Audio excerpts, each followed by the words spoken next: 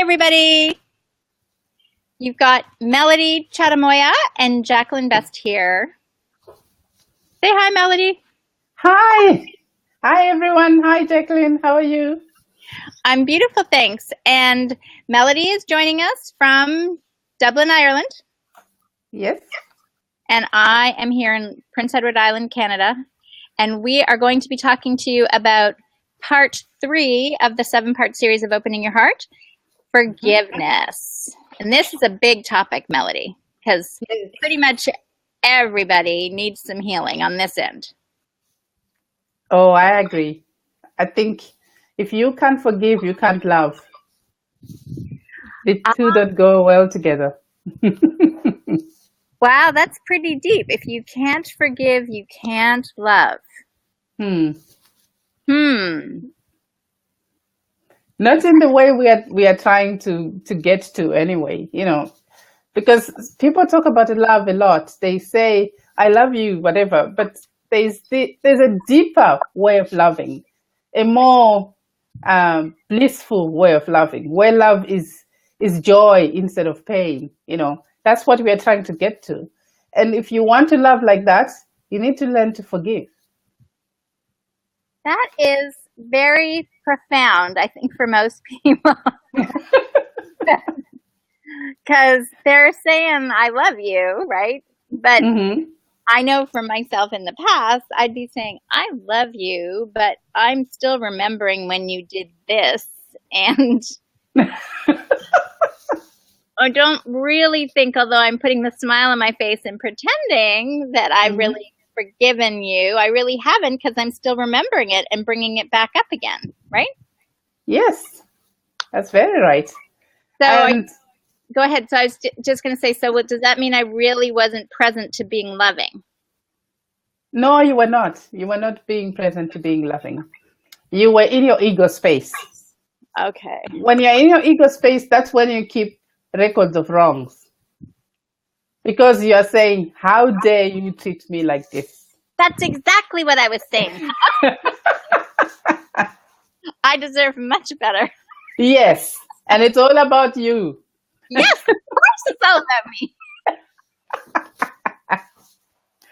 Oh, my goodness. No, it's not all about you. I'm sorry to tell you that, but I'm not really sorry. I'm just saying it's not all about you. It's forgiveness is all about looking at things differently. And I'm going to talk about it in a very different way. But before I do, I just want to say, we've come from connecting with your heart and talking to your heart and choosing what you want. And then we went on to being present and gratitude and being grateful for what you have had in your life. And now as we get to forgiveness, we are looking at you forgiving yourself for all those things you consider to have been wrong, and sometimes for choosing the wrong person for you. I can feel it already. My heart is releasing. Yes, and it should. Because what gets us stuck is that idea that what you have done or the choices you've made, they were wrong because this person turns out to be what you didn't expect or what you didn't want or what you thought you didn't want. Instead of looking at it from the point of view that they were being who they were with the best knowledge that they had. Yeah. And just to see that if you're being objective and you sit down with yourself, you find that they might have messed up, but they were not always messing up. They have also had good bits in them, and they also did good. We tend to focus a lot on what people do wrong, that everything they've ever done right, that one wrong thing will cancel out all that. Right. And that's not fair, because that's not how you would want to be treated. No. We make mistakes, and usually the way I would look at it is people do things because that's how they know how to do that. And if it hurts me, it's because I have a higher expectation from them that they can't fulfill. So say that again. So if you see, because I would say the language now that I use, right? Since I've grown out of it's all about me. Even though it's still all about me, right? Because the world reflects it, but it's a different all about me because is that in that essence of saying hurt, I would say that I use the language, I choose to be hurt.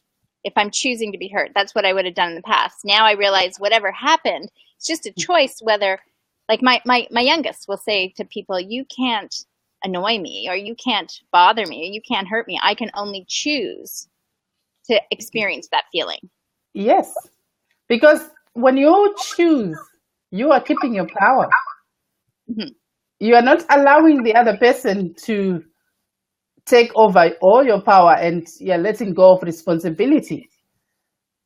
Because what happens is I hear people saying, you are making me do this, or you're making me angry. And I'm like, why are you saying they're making you angry? You are choosing to be angry. Right. You can safely just say, okay, they're being who they are. I don't need to acknowledge this. I don't need to interact with this, and walk away. So choosing forgiveness, right? Choosing forgiveness. So there's the basic little things that we know that we do forgive. We go, oh, you didn't take the garbage out. Okay, that's okay. I forgive you for that. But in a relationship, there can be some big things that people need to get over. One of those we talked a little bit about last week, but cheating. Yes. So if somebody cheats on you, is it just the matter that you're supposed to forgive and move on, or is there more involved? There's definitely more involved because, okay, I'm going to talk about this in two prongs. Okay. There's a situation whereby I would say a person cheats on you the first time, and then they cheat on you the second time, third time, fourth time, and you lose count of that, of the cheating. Okay. You are responsible for everything that has happened from the first time that person cheated. Because your reaction or how you dealt with it determines what's going to happen in the future. Okay. Okay? Then, on the other hand, a person makes a mistake.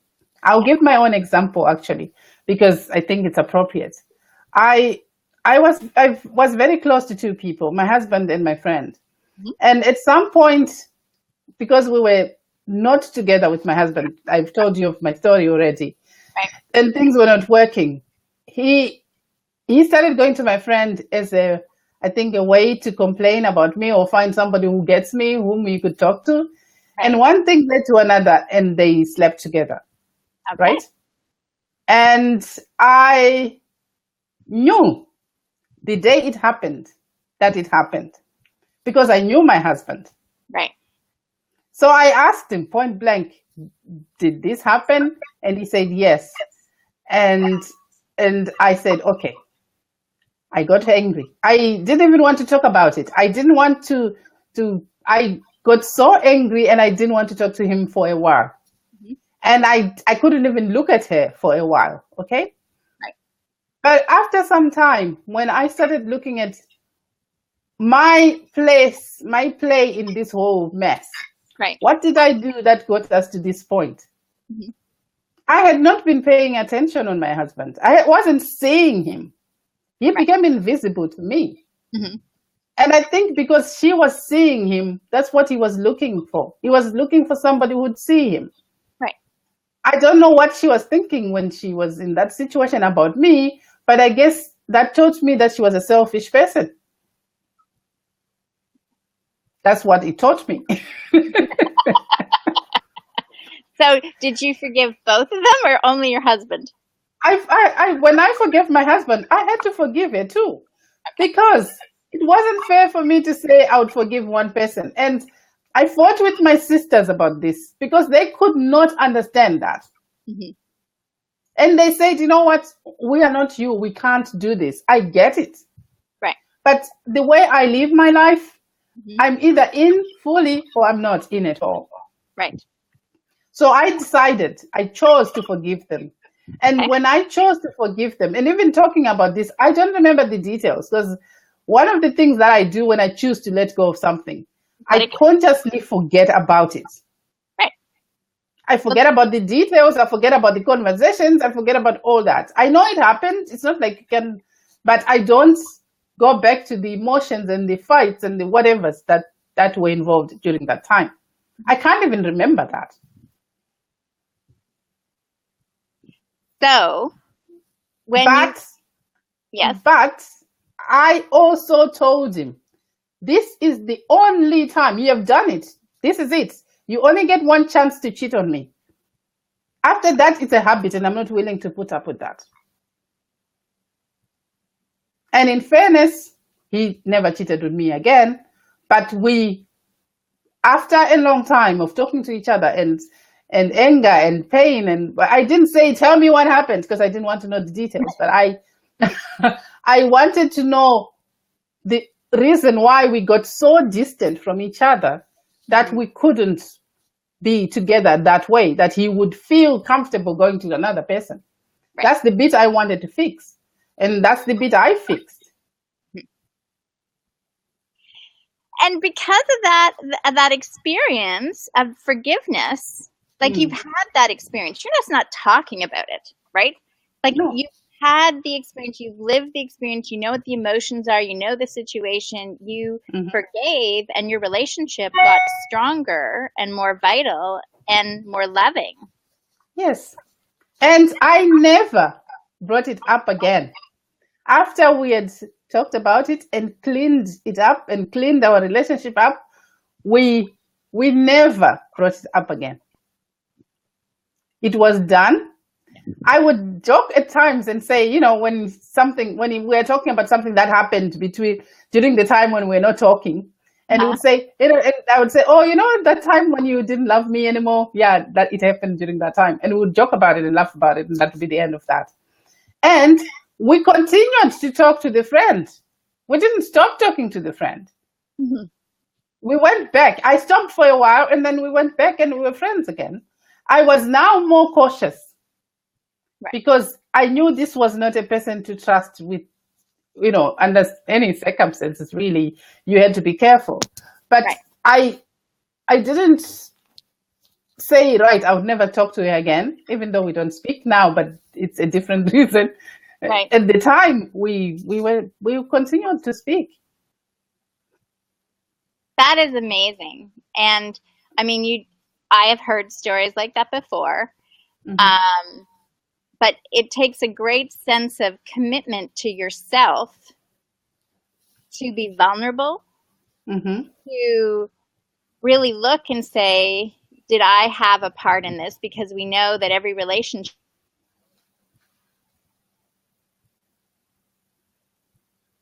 is very courageous, that you can do that, and then to be honest with yourself, to rebuild your relationship, and then have the courage to share with us to help inspire others to learn how to forgive.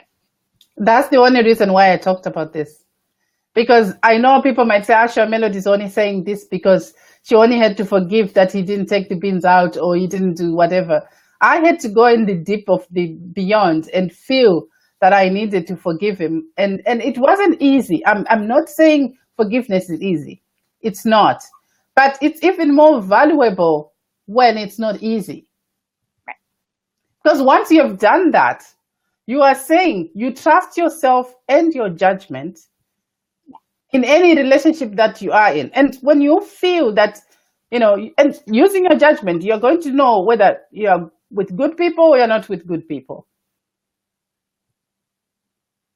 Yeah, and for me, I feel like it's when you can learn to trust your inner guidance, right? Mm-hmm. Because in the past, when I was busy, you know, in this relationship that really I was healing all my wounds. I was, you know, participating in it from a whole different perspective. because I was wounded. And Mm. and so now I can look back and say, yeah, it was a great experience because I really could see myself and how I was walking around with the bag behind me. And, you know, Yeah, and it was yeah. just there. And so he could do whatever he wanted to do in so many ways, but it wouldn't be received fully by me because my heart was really still closed. Yes, and we like to play victims as women. Oh, We like to say, yeah, it's all his fault. He did this to me. I'm the suffering angel. There's nothing wrong with me. I never did anything wrong. But in doing that, you are giving him all your power. You are saying your happiness is his responsibility. right. You are saying everything about you is up to him. How disempowering is that to you? As a person created by God, living in the universe, who has a bigger calling than just being, because yes, our relationships are amazing and they're good and they fulfill us, but we also have bigger jobs to do. So, what would be that your suggestion? So, there are some people watching and they're going, "Yeah, I'm feeling something's going on in my relationship, Mm-hmm. but I'm been traveling down the river of denial, Mm-hmm. the longest river in the world, um, Yes. because they're concerned about facing it because they know they have to take action." So, Mm. what would be your first conversation in, do they work on themselves and the forgiveness? Is it just coming out and asking their husband or their wife or their partner? Well, if you ask, they're going to say no. No, I'm not cheating on you. But if you pay attention, start paying a lot of attention on the person, Hmm. and you will know. Your instincts will tell you what's going on. When you confront them or when you approach them, it's not a confrontation. When you approach them, you are Hmm. not asking for validation. You are not asking for anything. You are just stating a fact. This is happening. Right. What do we do about it? Okay. Well, Hmm. we have some comments here that Hmm. do you, okay. So it's most times it's men who hurt women. Yes. Yes? Hmm. Is it the men that hurt the women, or as we talk about it, is it the women that choose to be hurt by the men? It's both. It's both because women get hurt because they allow men to do that to them. Okay. You see, men are they play for points. Okay, yes, they play for points. They do something and they see the payoff, and they do another thing and they look at the payoff. That's what men do. Okay. So if they do something and you think, let me just keep the peace, it's good for me. You are saying to him, my standards are up and down. I can take it or I can leave it. And, and reactions, the way you react to things also allows, because sometimes women go, and they scream and they bang doors and whatever. Then after a while, they have makeup sex and everything is fine. Right. And that thing is never talked about again. Mm. You see, if you do that with a man, you're just saying, it's okay, you can go back and do it again. It's fine, I'll deal with it. Yeah. When you are saying, I don't like this to happen in my relationship, Hmm. you need to make sure he is certain that's what you mean. So, Which means both of you have to be sober okay. and very much alert and awake and in the moment when you talk about it. And you need to be certain of what you are asking. So that's very good. Ask for what you need.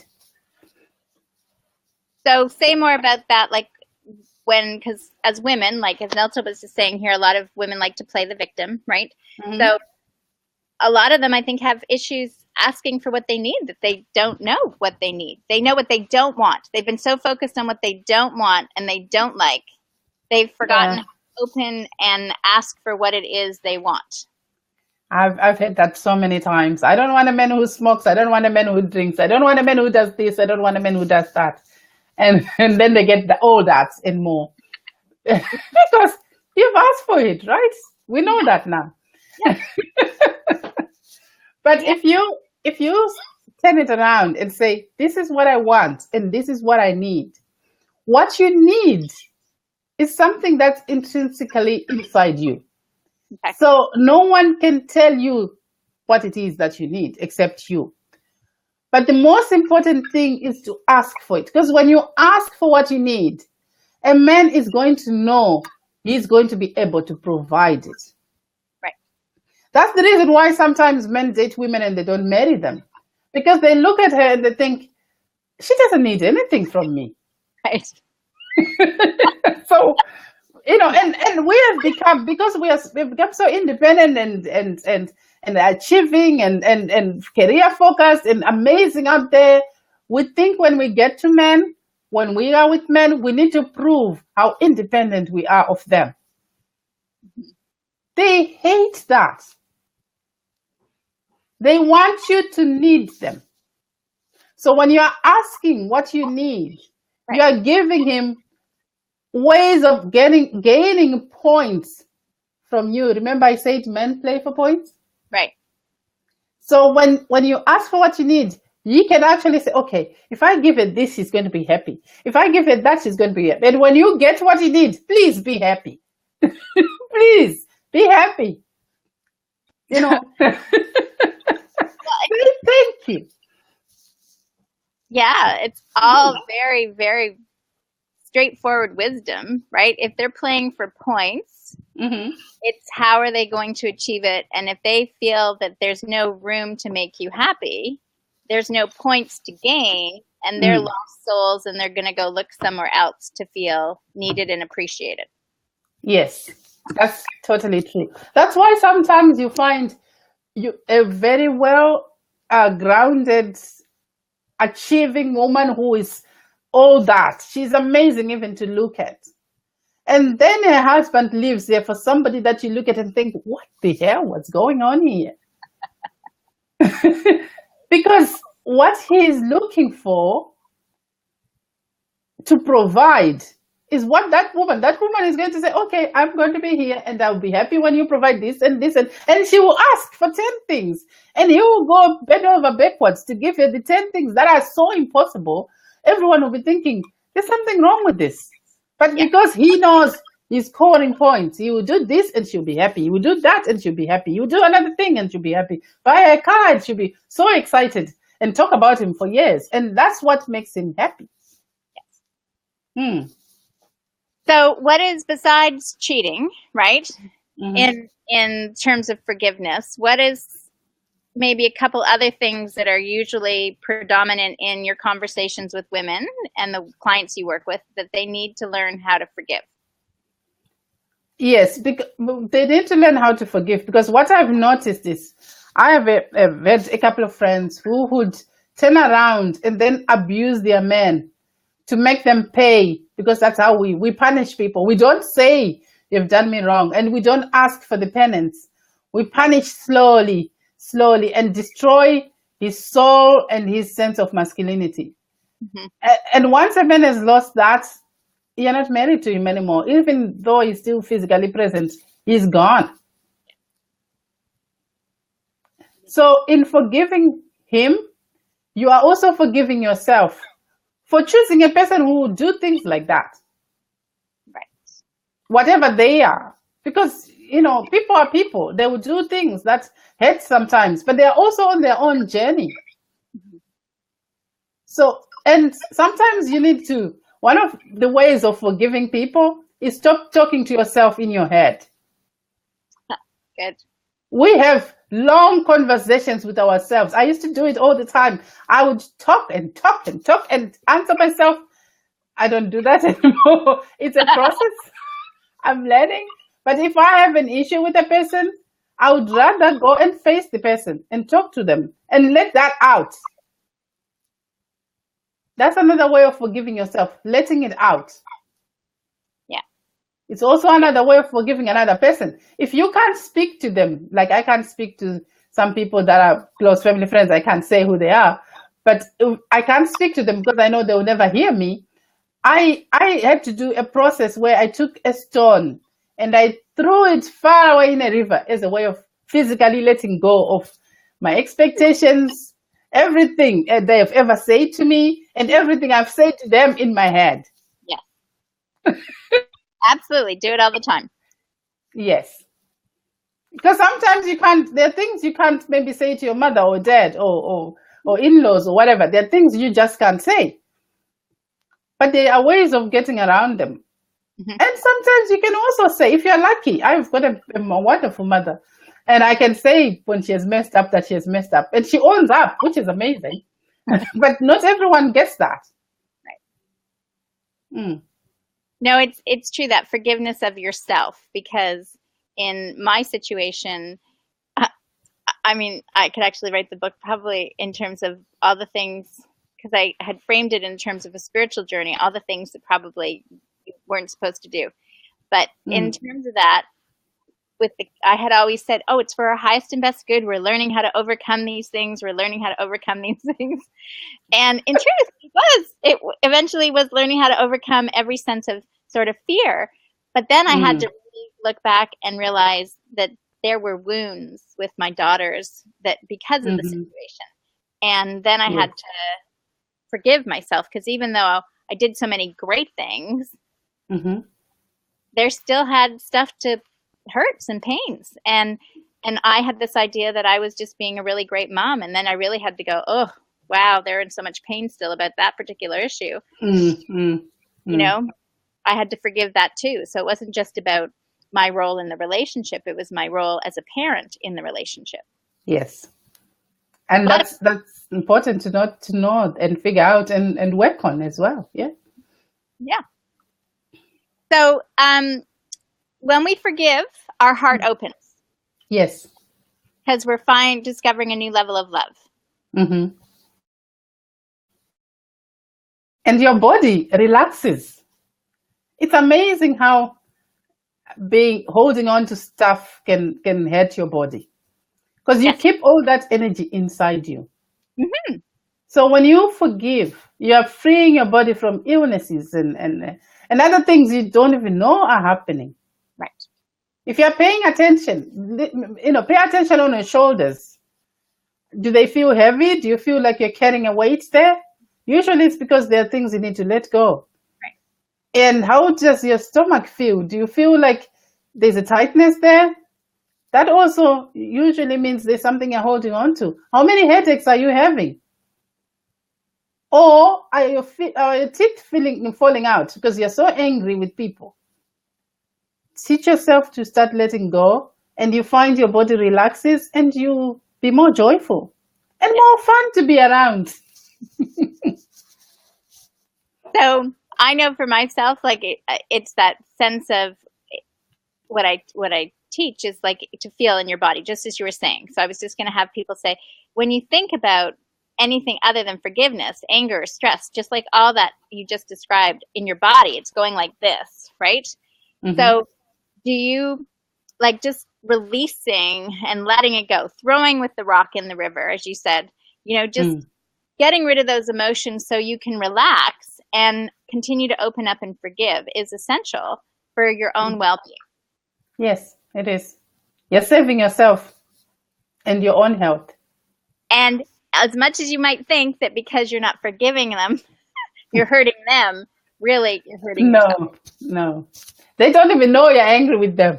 That's the funny part. They have no idea. It's like the driver, right? Somebody that get cut off and they're like, oh, and the driver can't hear you. They're having their bopping away to their tunes and having a good time, and you're stressed. Exactly. They don't know, so there's no point in punishing and torturing yourself. Okay, so forgiveness is key. Anything else you want to add to this subject today? No, just that love is joy. So when you are forgiving, you get connected to your joy, and you start having more fun. Right. Yeah. And are there any last minute questions from our audience right now that Melody can answer? Speak now.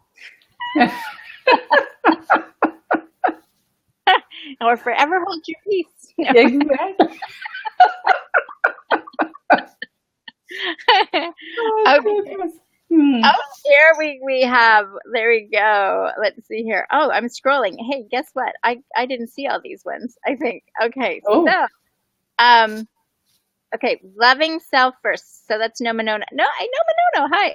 Loving yourself first, I feel is key to wonderful relationships with the other person. Very good. Yes, I'd agree with that.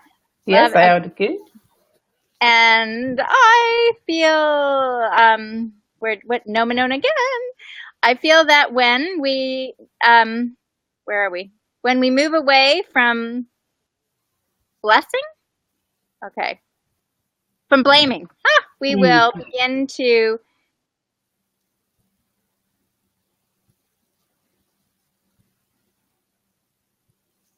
and where am I here? Can you see the comments too? No, I can't. You can't see the comments. Okay. No. And I'm like, please teach women to move on if it's not working. Yes, that's a great one, Tanya. Yes, indeed. Name right. There you go. And you forgive and forget them. Yeah. You guys have probably been commenting all along, and I only saw the 2 comments. I apologize for that. I didn't realize I was supposed to still scroll down. Okay, so these guys are going to learn this process as we go along. So yeah, appreciate your being here. Most time it's net. Okay, I got that one. Okay, so I think I got everybody. Mm-hmm. Oh, you're so good with your questions, Jacqueline. Oh, hey, that one came really easy. Okay, thanks, Nelda. She's a pleasure to interview, Melody, and we're going to be back on Sunday, correct? Mm-hmm. Yes. At 2 p.m. for part 4, and part 4 is going to be what? It's going to be healing. We're going to talk about healing. And what better way to end it when we were talking about how tight your body is when you're not forgiving? So notice what you're noticing over the next couple of days. Really let go in any aspect, not just a main relationship, but in any relationship that you know that you have forgiveness work to do. Mm-hmm. And again, if they haven't downloaded your meditation, go to your website. Yes, and if you need, to talk more about these issues, or if anything is coming up for you, I'm always available on my Facebook page, Heart Passion Institute, and we can have more conversations there. Heart Passion Institute.com. Yes. Melody. She'll put it again in the notes, but you know where to find her. Follow the link and open your heart. Yay. Thank you. And we'll see everybody next week. I got to make sure that I've got that. Hold on. Do you have to stay after forgiving? Very good question. Now, do you have to stay after forgiving? It depends. If the relationship is still worth staying for, yes. But you can also leave. It doesn't mean when you forgive, you have to stay. Sometimes you have to agree that the relationship is not serving either of you, and especially you. So you go. Yeah. I mean, for me, I kept thinking I would do anything to make it work.